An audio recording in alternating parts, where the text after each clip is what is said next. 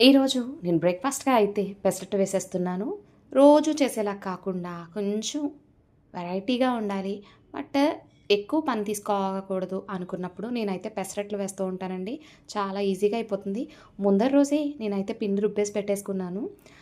అందుకని చెప్పేసి early morning ఈజీగా అయిపోయింది.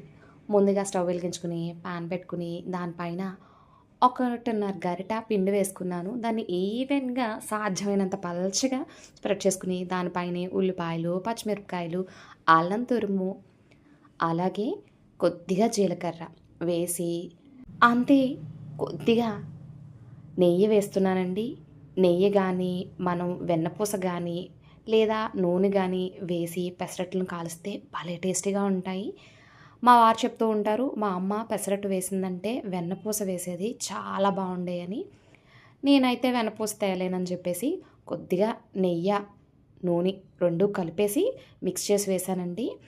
అంతే పెసరట్టు బాగా కాలిన తర్వాత సర్వ్ చేసుకోవడమే. వేడి వేడి పెసరట్టు